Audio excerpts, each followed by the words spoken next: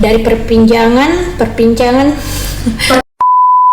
Halo Rollers, jumpa lagi di season 2 episode ke-12 seri baca cerita sejarah History Roll Action.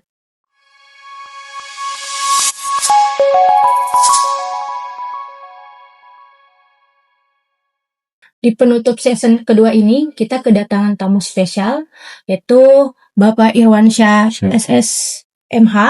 Beliau merupakan pamong budaya ahli muda di kantor Balai Pelestarian Kebudayaan Maluku Utara. Baik, Pak Irwansyah, mungkin bisa jelaskan pekerjaannya Bapak di Balai Pelestarian Kebudayaan Maluku Utara itu seperti apa ya, Pak? Ya, terima kasih Ibu Dewi. Kami di kantor ada pejabat struktural dan ada fungsional. Kebetulan saya sendiri difungsionalkan. Kebetulan jabatan saat ini adalah pamong budaya ahli muda, di mana kalau yang bidang ahli muda lebih banyak cenderung ke berbicara metode-metode pekerjaan pelestarian. Nah, kebetulan selain jabatan fungsional, juga di kantor saat ini saya diamanahkan sebagai ketua tim kerja penyelamatan dan pengamanan. Yang salah satu tugasnya adalah terkait dengan tinggalan cagar budaya bawah air di wilayah kerja Provinsi Maluku Utara. Pak, apa saja sih jenis dan sebaran tinggalan arkeologi di bawah air yang terdapat di wilayah perairan Maluku Utara?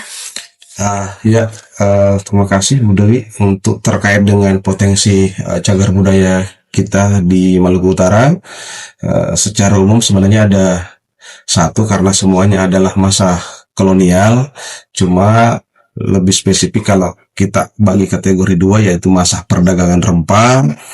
Ini yang ada di Kota Tidore Kepulauan. Kemudian untuk tinggalan kolonial masa Perang Dunia Kedua yang berlangsung sekitar 1942 sampai 1945, yaitu ada di Pulau Morotai, Halmahera Utara, Halmahera Timur, dan Halmahera Selatan. Yang sejauh ini memang menyebar di beberapa titik perairan. Saya jelaskan misalnya di Tidore. Di Tidore itu ada di situs Suasio dengan kedalaman variasi mulai dari kedalaman 9 meter sampai 30 meter, di mana temuannya berupa fragmen-fragmen guci, keramik, maupun ada dugaan temuan bangkai kapal. Di mana untuk Tanjung Suasio kita sudah eksplor beberapa kali, termasuk terakhir tahun lalu kita sudah ekskavasi. Kemudian selain di situs Suasio, ada di situs Tongoai. Di sini kita bisa temukan fragmen guci dan meriam dengan kedalaman kurang lebih 40 meter. Kemudian terakhir kita explore tahun 2019, kita temukan juga guci yang utuh di perairan Mareku di kedalaman 30 meter. Nah, untuk saat ini memang yang kita bisa identifikasi di Tidore ada 3 lokasi bawah air, walaupun memang hasil pengangkatan di tahun 90-an ada. Kita bisa saksikan sekarang ada meriam Tavares yang 2 tahun yang lalu kita sudah tetapkan jadi peringkat kota, dan beberapa bulan yang lalu kita sudah tetapkan menjadi naikkan peringkatnya menjadi peringkat provinsi, dan sementara diusulkan untuk menjadi peringkat nasional. Selain yang meriam Tavares tadi, ada juga ratusan guci hasil pengangkatan di situs Tongoai di tahun 90-an. Nah, ini mungkin teman-teman semua yang tertarik dan berminat mengkaji tentang tinggalan cagar budaya bawah air bisa berkunjung ke Museum Sunyi Malige. Di situ ada beberapa variasi jenis guci yang ada yang masa-masa perdagangan rempah digunakan oleh pelaut-pelaut Eropa untuk bahan makanan dan segala macam sampai ke Kepulauan Maluku. Selain tinggalan yang perdagangan rempah tadi, yang meriam, guci, dan keramik tadi yang di perairan Tidore, seperti yang saya sampaikan di awal tadi bahwa ada Perang Dunia Kedua. Nah, Untuk di Maluku Utara sangat banyak kita temukan dan tersebar di beberapa daerah kabupaten. Kita mulai dari Pulau Morotai, Morotai yang begitu indah bawah lautnya. Kita temukan bangkai-bangkai pesawat tinggalan sekutu di situs Wawama misalnya, mulai dari kedalaman 12 sampai 55 meter. Memang tergolong kategori laut dalam, tetapi memang situsnya luar biasa. Dan ini untuk situs Wawama sampai sejauh ini sudah dikunjungi oleh beberapa wisatawan, bahkan artis-artis yang seperti Nadine Chandrawinata sudah berulang kali melakukan dive di situs Wawama Pulau Morotai. Selain Wawama, ada di Rorasa juga bangkai kapal Jepang, kemudian ada di kawasan Armidok, ada Jangkar dan segala macam. Yang notabene adalah tinggalan-tinggalan Perang Dunia Kedua. Nah, selain di Morotai, kita juga bisa lihat di Halmahera Utara.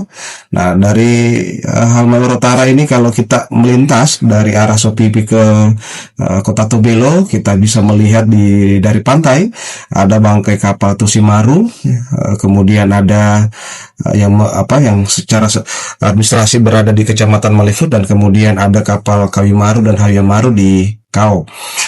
Tiga kapal ini masih nampak dari permukaan laut. Salah satu adalah Tusimaru misalnya, adalah jenis kapalnya adalah kapal kargo yang besar yang digunakan untuk muat kelengkapan perang masa itu.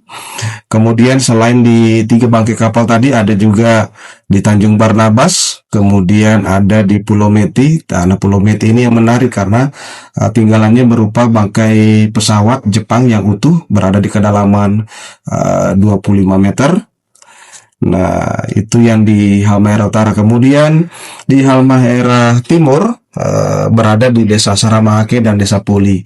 Dominan kita temukan adalah bangkai pesawat karena dalam sejarahnya setelah Jepang terusir atau keluar dari Pulau Morotai oleh sekutu, mereka kemudian menjadikan basis pertahanan di pesisir Halmahera. Nah, salah satunya tadi di Telukau dan pesisir Halmahera Timur. Nah, itu di Saramahake. Sampai sekarang kita bisa temukan bangkai pesawat Jepang di kedalaman mulai dari 15 sampai 30. Kemudian di Desa Puli juga ada beberapa bangkai kapal yang masih semuanya bisa diselami. Kemudian terakhir adalah yang kami lakukan, melakukan pendokumentasian bawah laut di Tanjung Foya, Desa Foya, Halmahera Selatan. Ini kapalnya sangat menarik karena memang untuk wisata nyelam sangat mendukung. Kondisi lautnya sangat menarik dengan potensi karang yang luar biasa. Bangkai kapal berada di kedalaman 12 sampai 30. Kondisi kapalnya lambung kanan hancur karena proses sejarahnya terjadinya kapal dibom dari atas oleh sekutu karena kapal ini adalah kapal Perang Dunia Kedua tinggalan Jepang yang spesifiknya adalah kapal pengintai atau patroli. Jadi kapal ini berpatroli di pesisir perairan Halmahera, kemudian dari udara oleh pihak sekutu dihantam dan terjadi ledakan besar-besaran. Tetapi dalam sejarah dan pengumpulan data yang kita lakukan, semua ABK dan nahkoda selamat, namun kemudian kapalnya karam di pesisir Tanjung Foya yang sekarang kita bisa nikmati dunia dive-nya di kedalaman 13 sampai 30 dengan ukuran panjang kapal sekitar 30 meter. Nah, seperti penjelasannya Pak Irwan tadi, kita bisa membayangkan bahwa di balik birunya lautan tersimpan jejak-jejak masa lalu seperti kapal karam, pesawat Perang Dunia masa kedua, kemudian hingga artefak yang berharga menjadi saksi bisu perjalanan sejarah maritim Nusantara. Lalu bagaimana sebenarnya potensi cagar budaya di sini, Pak, di Maluku Utara, dan apa tantangan yang dapat dihadapi dan bagaimana peran kita dalam melestarikannya? Terima kasih Bu Dewi. Salah satu mungkin tantangannya yang terkait dengan cagar budaya bawah air kita adalah beberapa objek berada di kedalaman laut dalam, misalnya di Morotai. Karena di atas 25 itu atau terus 20 meter ke bawah itu sudah masuk kategori laut dalam. Nah, oleh karena itu mungkin butuh spesifik pengelolaan yang baik untuk pengembangan wisata terkait dengan bagaimana pengelolaan dan tantangan cagar budaya bawah kita di Provinsi Maluku Utara. Sebenarnya perlu identifikasi karena beberapa potensi cagar budaya bawah air kita berada di kategori laut dalam. Misalnya di Morotai, di Wawama itu memang bangkai pesawatnya utuh di kedalaman minimal 40, bahkan 45, bahkan ada yang terakhir kita temukan di kedalaman 55.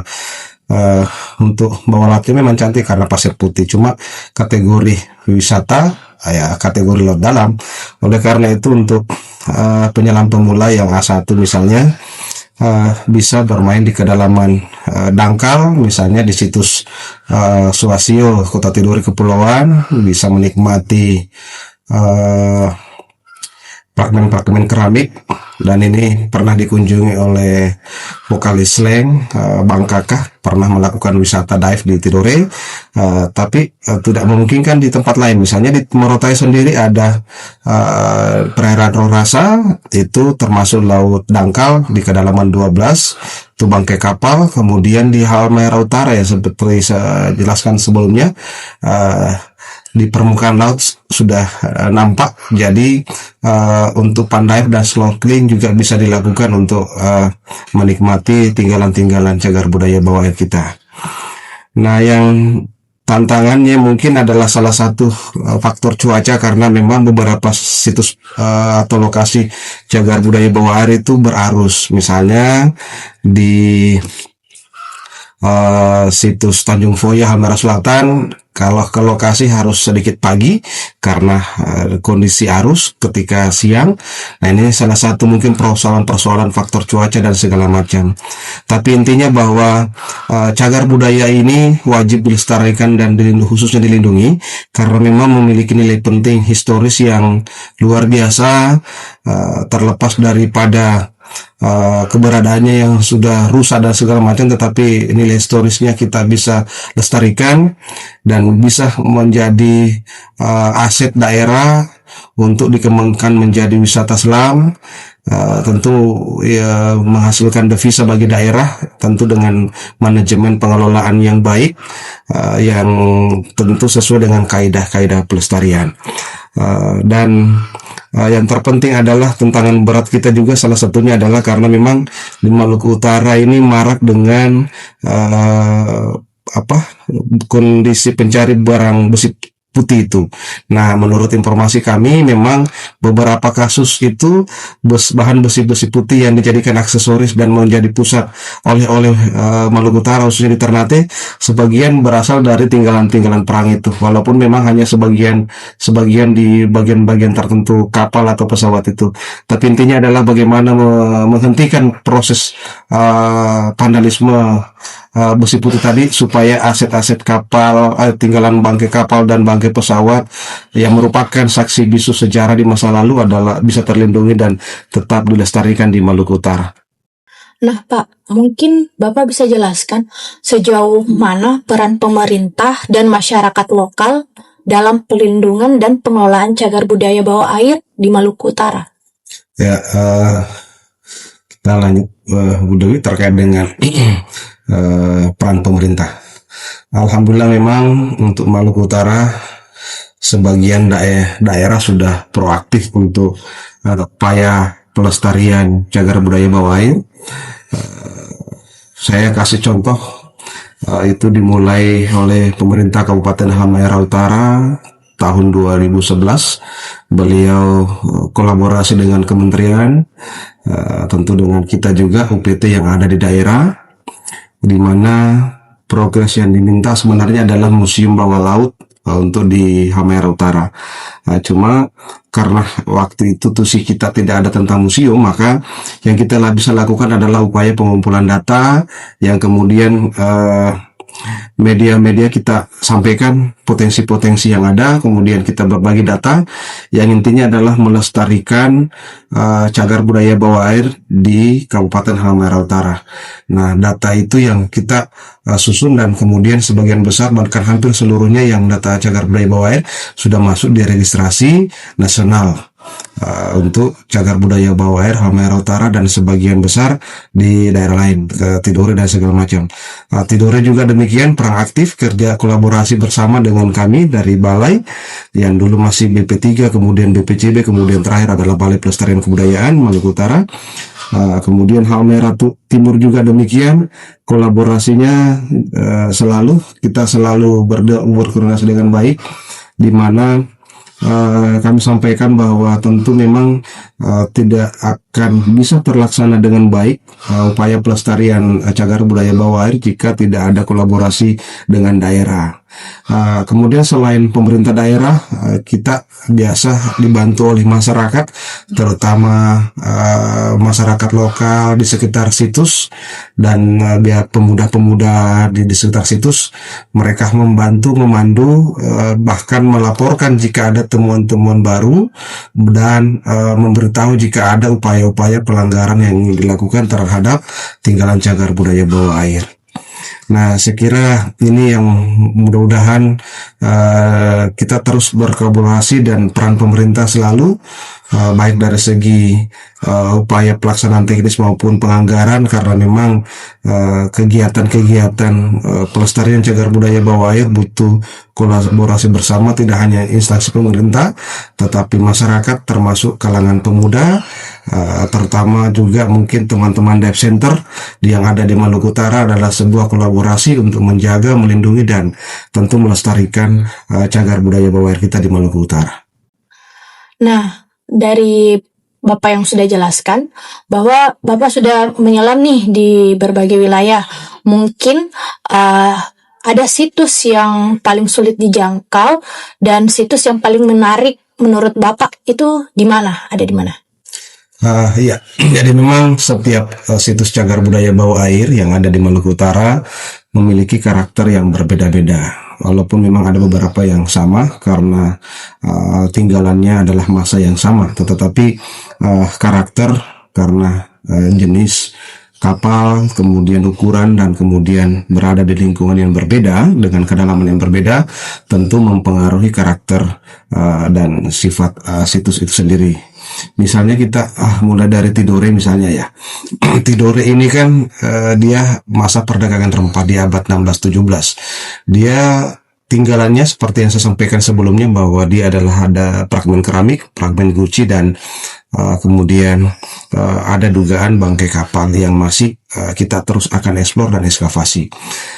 Yang menjadi perhatian kita adalah karena kondisi bawah lautnya yang ketika hujan deras dia agak sedikit temuan-temuan yang tadinya muncul kemudian bisa tertimbun kembali karena bawah lautnya berupa pasir yang berlumpur.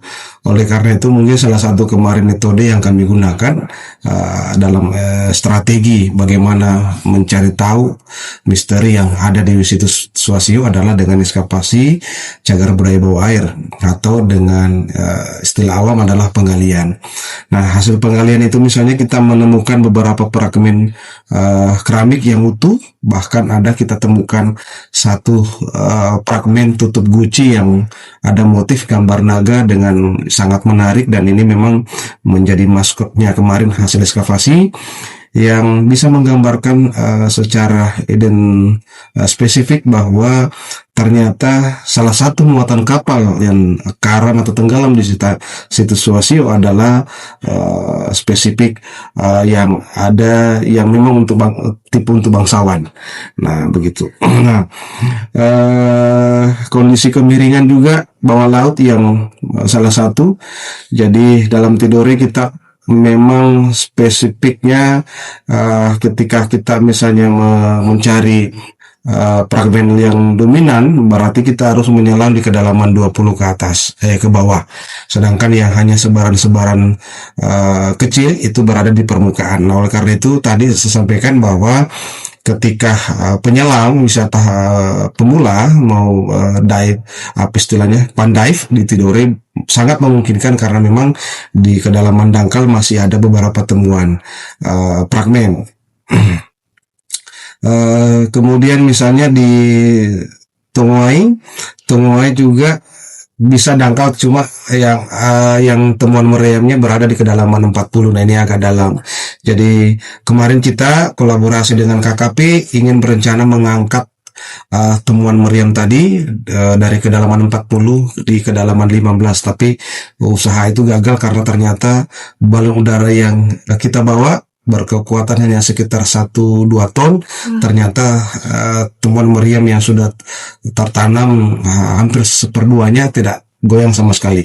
Jadi belum berhasil dipindahkan di atas di kedalaman 15. Tetapi kita kemarin ada juga usaha untuk menatah di bawah laut Tongoai di kedalaman 15-20 guci-guci. Kita ada kembalikan eksperimen melihat kondisi, kemudian yang sisa-sisanya juga kita tata di kedalaman.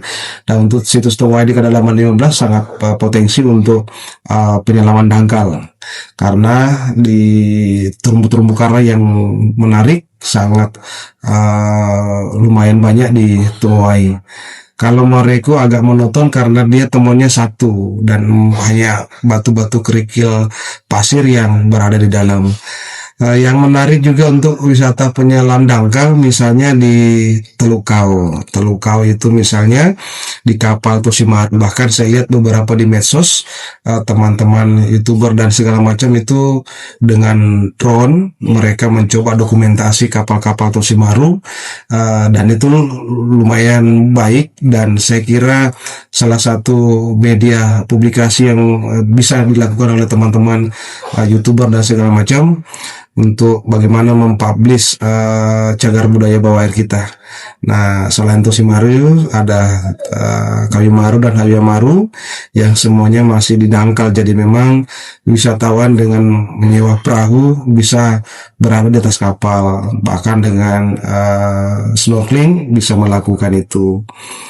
Kemudian kalau penyelaman laut dalam, misalnya dia memiliki lisensi H2 atau rescue, tentu di situs Wawama, kemudian di Tanjung Foya Selatan sangat potensi, dan kemudian di Pulau Mete juga boleh, silahkan, karena tentu dengan prosedur penyelaman yang harus sesuai, tentu karena etika dan prosedur penyelaman harus tetap, karena ini kategori penyelaman laut dalam. Ketika misalnya itu bisa dilakukan, maka tentu upaya menyaksikan langsung tentang cagar budaya bawah air kita di laut dalam bisa terlaksana. Tentu kita mungkin bisa dipandu oleh teman-teman dive center yang ada di Maluku Utara, baik yang ada di kabupaten kota maupun yang ada di Ternate dan segala macam, karena setiap daerah punya dive center masing-masing yang tentu sudah sering mengunjungi cagar budaya bawah air kita.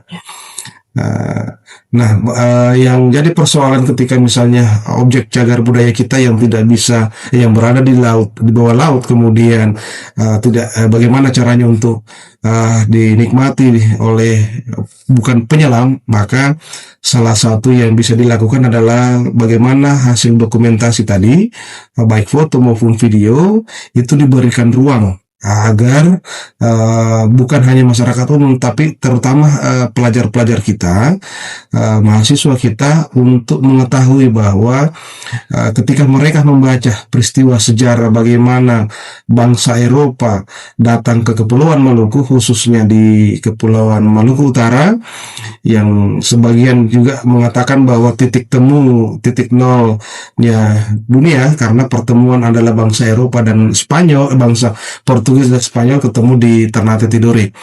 Nah, ini untuk membuktikan misalnya itu salah satu yang bisa disaksikan adalah data dukung temuan-temuan bawah laut yang kita bisa lihat di museum.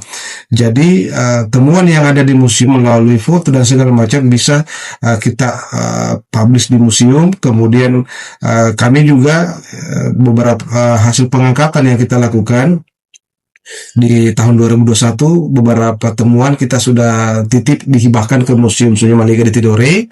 Bahkan sudah ada yang ditetapkan peringkat kota sebuah keramik utuh.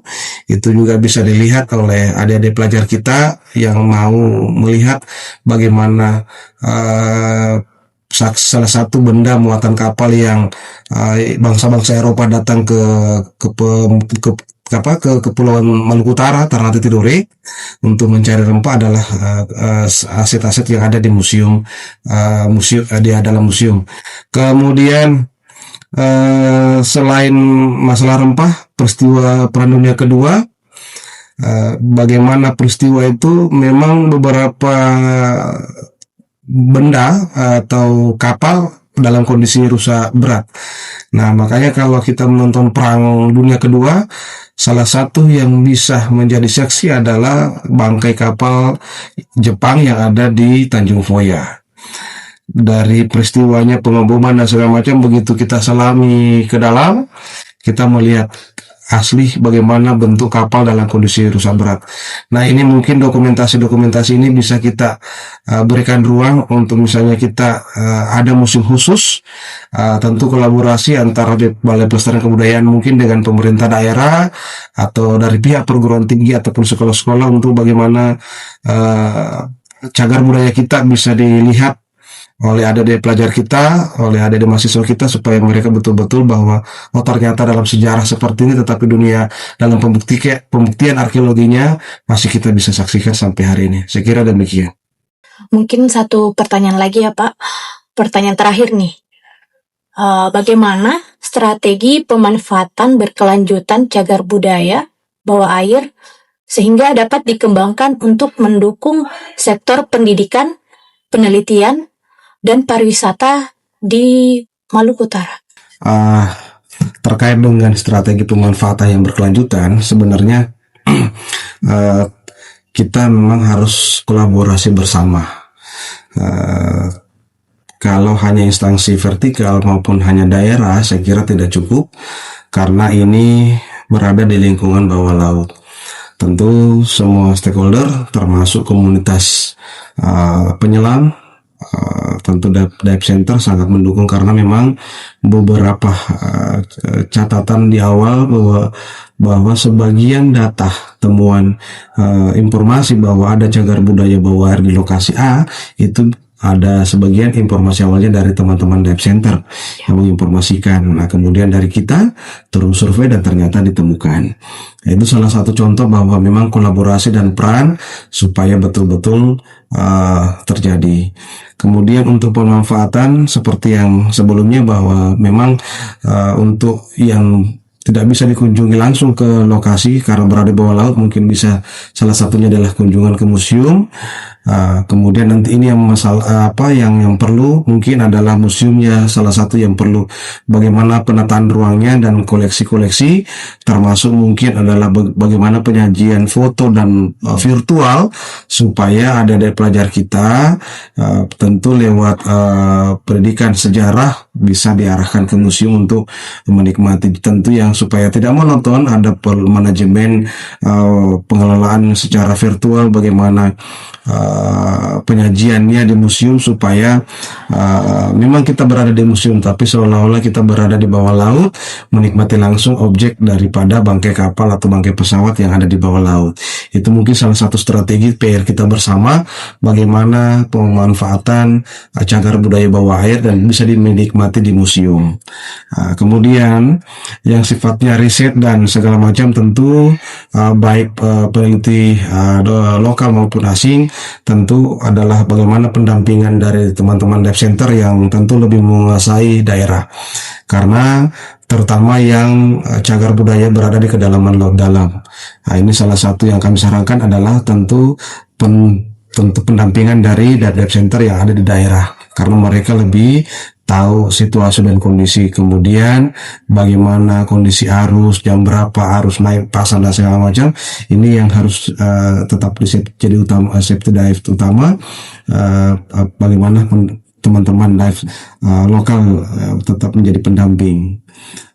Kemudian kebijakan-kebijakan terutama dalam manajemen perizinan laut, karena memang biasa kadang-kadang kita temukan ada jangkar kapal yang dibuang pas di atas bangkai kapal. Nah, jadi kalau berada tepat di atas, ini juga bisa merusak. Oleh karena itu, bagaimana kolaborasi, kita tentukan zona-zona mana yang tidak boleh berada di situs bawah air. Contoh misalnya, kami selalu berkoordinasi supaya situs Wasio itu jangkar kapal yang berlabuh itu jangan dibuang pas di atas lokasi situs bawah air, karena jangan sampai pas buang jangkar kapal ternyata yang dihantam di bawah adalah fragmen keramik, atau bisa jadi fragmen bisa jadi keramik utuh, kan itu salah satu dampak yang saya kira merusak. Jadi memang tanpa menghalangi pemanfaatan yang sifatnya untuk masyarakat luas, tetapi kaidah-kaidah pelestarian tetap harus dijaga karena ini sifatnya spesifik bawah air kita, bawah air, cagar budaya bawah air.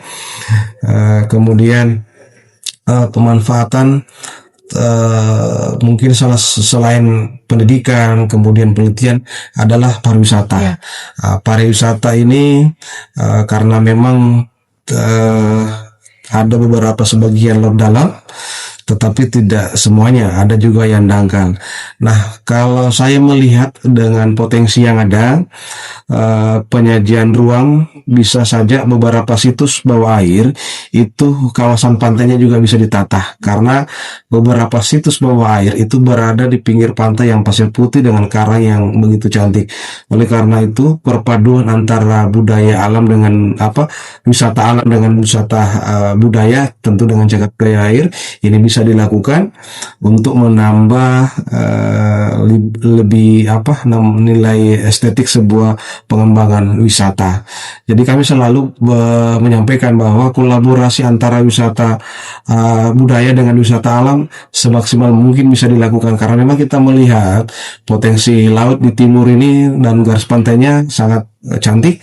Oleh karena itu, kolaborasi antara pemerintah dan semua lapisan, termasuk di dalamnya tadi Dive Center, itu perlu dilakukan untuk bagaimana pengembangan wisata kita. Dan yang terpenting adalah bagaimana kaidah pelestarian cagar budaya bawah air itu tetap harus dilakukan. Karena beberapa kasus beberapa daerah itu mereka melakukan pengembangan wisata, tetapi kaidah pelestariannya terabaikan. Akhirnya yang tadinya untuk menikmati tetapi justru merusak. Nah, itu yang kita harus titik beratkan ke pemerintah, bahkan ke masyarakat luas, bahwa dalam pelestarian memang memiliki kaidah tertentu, karena cagar budaya kita sifatnya rapuh, berusia yang cukup lama, jadi memang perlu perlakuan khusus. Itu mungkin kira-kira. Jadi pemanfaatan silahkan, tetapi tentu dengan kaidah-kaidah pelestarian. Saya kira itu, Bu Dewi. Baik, mungkin Pak Irwan ada pesan buat para rollers di rumah terkait pelestarian cagar budaya bawah air di Provinsi Maluku Utara. Ya, terima kasih Bu Dewi. Intinya adalah cagar budaya bawah air kita di Maluku Utara memiliki potensi yang luar biasa, cukup beraneka ragam, jumlahnya lumayan banyak dibandingkan beberapa daerah yang memang sama sekali tidak dimiliki. Oleh karena itu, potensi yang begitu besar, kita Kepulauan Maluku Utara terkenal dengan aset sejarah, dengan histori di masa lalu, tentu dengan adanya dukungan bukti arkeologi khususnya cagar budaya bawah air, tentu kita wajib menjaga, melindungi, mengembangkan dan memanfaatkan. Intinya adalah melestarikan. Semua ini tidak akan bisa terjaga dengan baik tanpa kolaborasi bersama, baik pemerintah daerah, dan semua masyarakat Maluku Utara, baik adik-adik pelajar, mahasiswa, maupun semua teman-teman komunitas. dive center dan semuanya. Mari kita menjaga sama-sama dengan upaya pengembangan ke depan, pemanfaatan ke depan. Insya Allah cagar budaya bawah air kita bisa menjadi sebuah wisata yang spesifik nanti ke depannya, untuk tentu outputnya adalah devisa untuk daerah, karena memang Maluku Utara terkenal juga salah satu daerah yang bawah lautnya sangat menarik. Oleh karena itu kelebihan yang ada karena adanya cagar budaya bawah air kita, maka mari kita menjaga sama-sama, tentu dengan menjaga, melindungi, dan sebisanya ketika ada hal-hal yang terjadi, ada pelanggaran-pelanggaran yang terjadi, tolong sampaikan ke kami, tentu di Balai Pelestarian Kebudayaan, perpanjangan tangan pemerintah untuk menjaga. Tentu juga yang terdekat adalah menyampaikan kepada pemerintah daerah yang membidangi di bidang kebudayaan. Semoga cagar budaya bawah air kita tetap lestari dan menjadi bagian daripada sejarah kita bangsa Indonesia di masa lalu. Saya kira itu. Terima kasih. Rollers, kita sudah sampai di penghujung episode hari ini.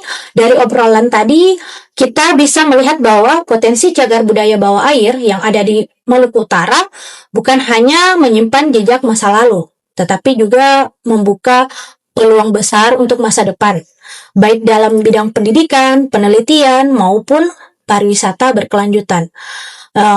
Warisan yang tersembunyi di bawah laut adalah bagian dari identitas kita yang perlu dijaga, dilindungi, dan dimanfaatkan secara bijak karena bersifat rapuh, rentan, punah, terbatas, dan tidak dapat diperbarui.